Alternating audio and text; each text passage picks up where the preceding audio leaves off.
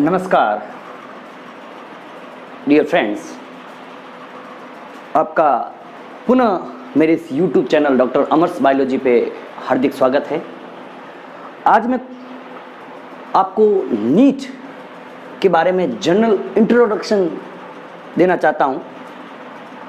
हालांकि मुझे पता है कि कई लोगों को सब कुछ पता है इस इंट्रोडक्शन के बारे में, लेकिन कुछ ऐसी इन्फॉर्मेशन है जो इस वीडियो के अंदर आपको देखने को मिलेगी और ये इन्फॉर्मेशन या ये जो सूचनाएं हैं वो आप लोगों के लिए बहुत ही फायदेमंद साबित होगी। तो इसलिए आप प्लीज़ इस वीडियो को ध्यान से देखें। नेक्स्ट वीडियो से अपन नीट के सिलेबस के अकॉर्डिंग चैप्टर वाइज अपन अपने वीडियोस शुरू करेंगे। तो दोस्तों आइए शुरू करते हैं कि नीट है क्या, कौन ऑर्गेनाइज करवाता है, क्या इसका नीट का पैटर्न रहता है, कितने क्वेश्चंस आते हैं on so on. NEET national eligibility cum entrance test. NEET का जो टेस्ट है, यह टेस्ट जो है undergraduate UG medical student के एंट्रेंस टेस्ट के लिए है। एंट्रेंस मतलब जो भी मेडिकल कॉलेजेस है इंडिया के अंदर, उसके यूजी कोर्सेज के लिए जो एंट्रेंस है उसका नाम है, एंट्रेंस टेस्ट जो है उसका नाम है नीट। नीट को ऑर्गेनाइज करवाने का जो इंडियन गवर्नमेंट ने जो जिसको ऑथराइज कर रखा है, that is national testing agency. कौन है? National testing agency, NTA. कौन करवाता है? एनटीए, नेशनल टेस्टिंग एजेंसी, राष्ट्रीय परीक्षा एजेंसी। यह जो है एक संस्था है, ऑटोनोमस बॉडी है, स्वायत्त संस्था है। ये क्या करती है? नीट का एग्जाम करवाती है। नीट का एग्जाम जो है, आप लोग अगर नेशनल मेडिकल एसोसिएशन के जो कमीशन या जो सेक्शन 18 है, सेक्शन 18 की मैं बात करूंगा, अलग अलग है सेक्शन 18, उसके अंदर साफ लिखा हुआ है, मैं सिलेबस की बात करूंगा, उसके अंदर साफ लिखा हुआ है कि जो नीट का जो सिलेबस है उसको बनाने का जो जिम्मेदारी है वह 3 संस्थाओं को दे रखी है। नेशनल टेस्टिंग एजेंसी ने नीट का जो सिलेबस बनाने की जो जिम्मेदारी है वो 3 संस्थान को दे रखी है। एक संस्थान है एनसीईआरटी, जिसके बारे में आप लोगों को बिल्कुल पता भी है। दूसरी है सीबीएसई और तीसरी है council of board of school education, COBSE, council of board of school education. इन तीनों संस्थाओं ने मिलकर नीट का जो है वो सिलेबस प्रिपेयर किया है। तो देखते हैं नीट का सिलेबस क्या है क्या नहीं है। नीट के सिलेबस में बेसिकली जो पेपर है, ये जो पेपर है आपका मल्टीपल चॉइस टाइप क्वेश्चन होता है। पेपर जो है मल्टीपल चॉइस के क्वेश्चन आते हैं। मल्टीपल चॉइस मतलब जिसके अंदर आपको ऑप्शंस दिए जाते हैं ABCD, उसमें से कोई एक ऑप्शन सही होता है और बाकी वाले 3 जो होते हैं वो रॉन्ग होते हैं। नेगेटिव मार्किंग तो होती है। जो टोटल मार्क्स जो होता है, टोटल मार्क जो होता है वो होता है 720 को किस तरीके से उन्होंने डिवाइड कर रखा है? सबसे पहला जो पेपर है बायोलॉजी, मैं हालांकि पहले तो उसमें फिजिक्स देन केमिस्ट्री एंड फिर बायोलॉजी आता है। बायोलॉजी जो है टोटल क्वेश्चन कितने होते हैं मैं बता देता हूँ। Total question and total marks, total question की भी बात करेंगे अपन और टोटल मार्क्स की भी बात करेंगे। टोटल क्वेश्चन बायोलॉजी के आते हैं 90 और एक क्वेश्चन जो होता है वो होता है 4 मार्क्स का, मतलब 360 जो है टोटल मार्क्स आता है बायोलॉजी का। फिर बात करें अपन फिजिक्स की बात करें, इसमें होते हैं 45 क्वेश्चन। कितने होते हैं? 45, और इसका जो टोटल मार्क्स आ जाएगा 45 × 4 180। और थर्ड बात करें अगर अपन केमिस्ट्री की, वो भी 45 क्वेश्चन होते हैं और इसका 45 × 4 180। तो ये टोटल जो आएगा आपके 720 मार्क्स का।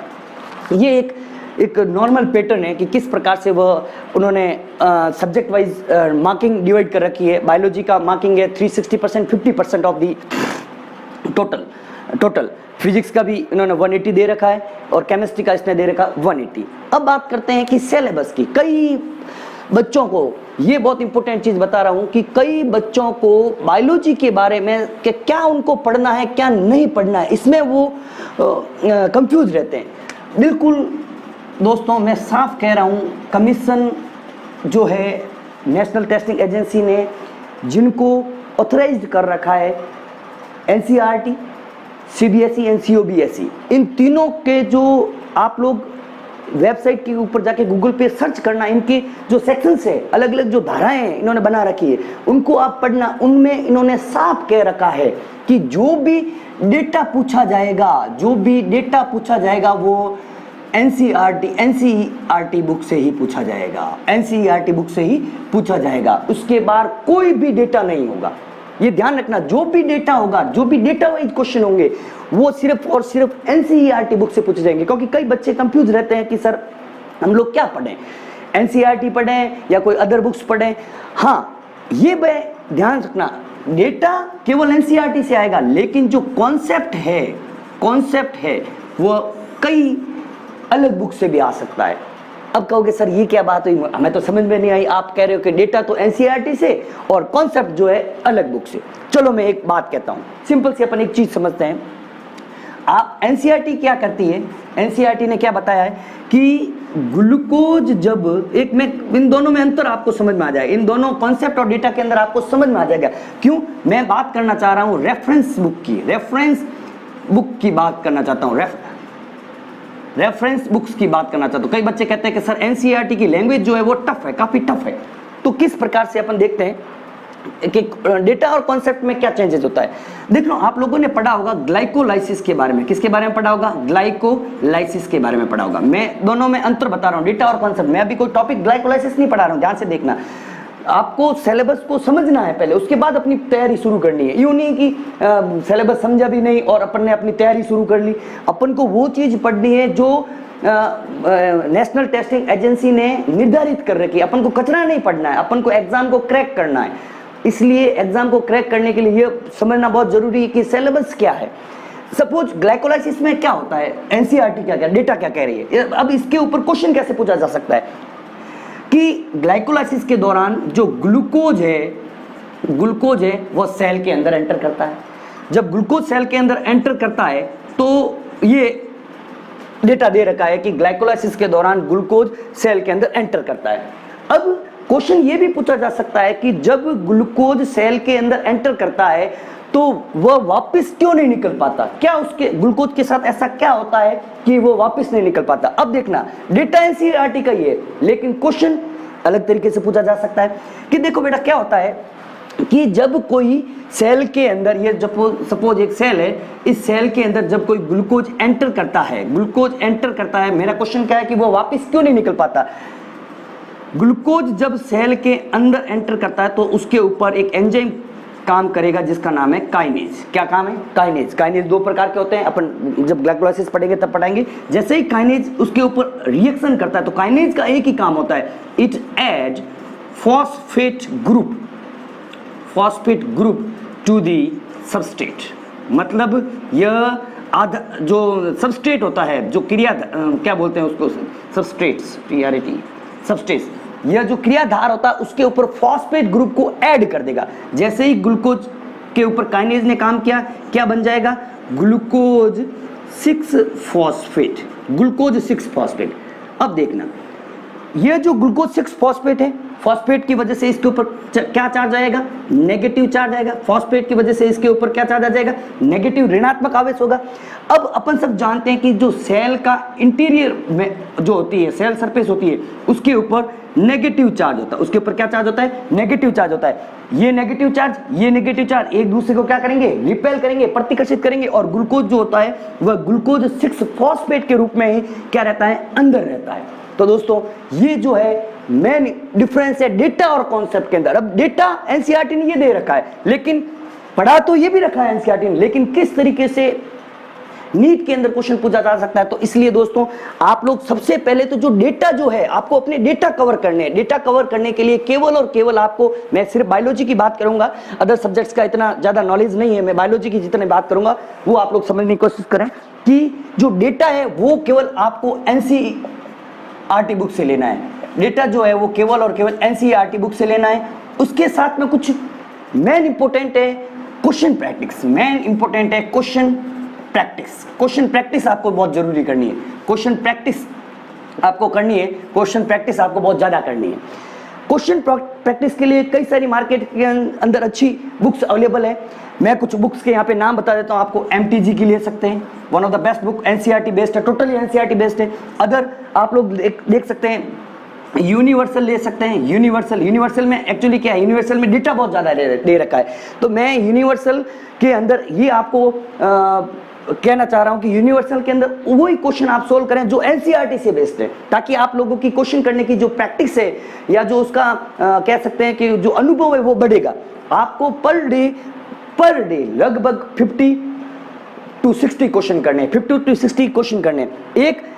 कई सारी बुक्स आती है जो लास्ट ईयर के क्वेश्चंस बुक्स आती है, लास्ट ईयर की जितने भी क्वेश्चंस के बुक्स हैं वो एक आती है, वो आप जरूर खरीदें, ताकि आप लोगों को पता चलेगा कि किस तरीके के क्वेश्चन पूछे जाते हैं।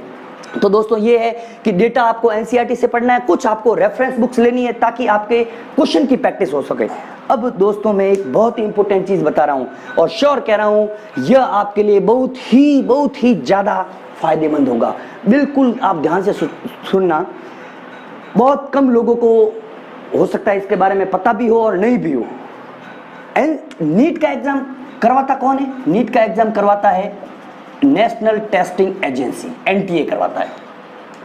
उन्होंने अभी कुछ दिनों पहले ही, ध्यान से देखना, अभी कुछ दिनों पहले ही एक ऐप लॉन्च किया है, एक ऐप लॉन्च किया है केवल और केवल नीट मॉक टेस्ट के लिए।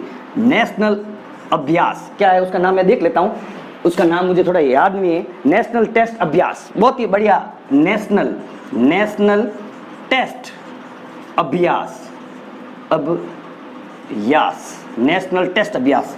गूगल प्ले पे, प्ले स्टोर पे ये अवेलेबल है, प्ले स्टोर पे, गूगल पे जाओ आपको मिल जाएगा नेशनल टेस्ट अभ्यास। ये एक ऐप है। इस ऐप में आपको कई सारे टेस्ट मिलेंगे। अभी आई थिंक कल तक 64 और 65 टेस्ट इन्होंने डाल चुके हैं। इस टेस्ट में पूरे के पूरे 180 क्वेश्चन दे रखे हैं, पूरा का पूरा वही टाइम दे रखा है। इस टेस्ट का एक बहुत ही फायदा यह है, जब आप इस ऐप को इंस्टॉल करोगे, इस इंस्टॉल करने के बाद जब आप टेस्ट खोलोगे तो सबसे पहले वो टेस्ट डाउनलोड हो जाएगा। 10 MB का होगा, मैक्सिमम 10 MB और 15 MB के अंदर होगा। उसके बाद टेस्ट आप तभी दे पाओगे जब आप एरोप्लेन मोड ऑन करोगे। ये बहुत इंपॉर्टेंट है फीचर इस टेस्ट का, इस ऐप का, कि जब आपने इस टेस्ट को देना शुरू किया तो डाउनलोड, आपको पहले टेस्ट को पूरा का पूरा डाउनलोड करना पड़ेगा। डाउनलोड करने के बाद जब आप उसको डाउनलोड करेंगे तो जब आप उसके क्वेश्चन अटेम्प्ट करना शुरू करेंगे तो आपको एरोप्लेन मोड में जाना पड़ेगा। इसका क्या फायदा है? इसका यह फायदा है कि जब आप टेस्ट देना शुरू कर रहे हो तो आपको किसी भी प्रकार का जो है डिस्टर्बेंस नहीं होगा। तो दोस्तों मेरे अनुभव के आधार पर मैं ये कह रहा हूं आप लोगों को कि यह ऐप आप लोग जरूर डाउनलोड करें। इस ऐप के अंदर आपको कई सारे क्वेश्चन मिलेंगे और हो सकता है कि वो क्वेश्चन आपके लिए नीट मेन एग्जाम जो सितंबर के अंदर होने वाला है, अभी जितनी भी न्यूज आ रही है, मे बी पॉसिबल, उसके अंदर ये ऐप आपके लिए फायदेमंद साबित होगा। धन्यवाद दोस्तों, थैंक यू वेरी मच।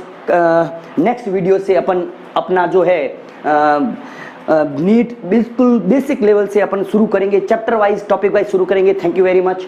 हो सके तो इस वीडियो को ज़्यादा से ज़्यादा लोगों तक पहुंचाएं ताकि लोगों को इसके बारे में पता लगे कि नीट है क्या, क्या उसके फोबिया है। कई लोगों को यह फोबिया रहता है कि पढ़े क्या छोड़ें। आपको सिर्फ और सिर्फ एनसीईआरटी के डेटा करने हैं, सिर्फ और सिर्फ एनसीईआरटी। आपके एनसीईआरटी की एक एक लाइन, उसके अंदर जितने भी, एक आप लोग देखे होगा इधर के पेज के ऊपर कई बार साइंटिस्ट के फोटो होते हैं, साइंटिस्ट के फोटो के नीचे जिस साइंटिस्ट ने क्या क्या काम किया उसकी हिस्ट्री होती है, उसमें से भी क्वेश्चन पूछे जाते हैं, वो भी आपको याद होना चाहिए। मैं पूरी एक अलग से क्लास लूंगा, जो भी साइंटिस्ट अपनी एनसीईआरटी बुक के अंदर जो भी साइंटिस्ट दे रखे हैं उसकी एक अलग से अपन वीडियो रखेंगे जिसमें आपको अलग से किस तरीके से। और प्लीज कल से आप ऑनलाइन जो क्लास, ये जो मेरे जो वीडियोस हैं, आप लोग कॉपी और पेन लेके जरूर बैठे ताकि इसके नोट्स बनाए जा सके। आप लोग नोट्स जरूर बनाना। थैंक यू वेरी मच दोस्तों, मिलते हैं नेक्स्ट वीडियो में। थैंक यू वेरी मच, धन्यवाद।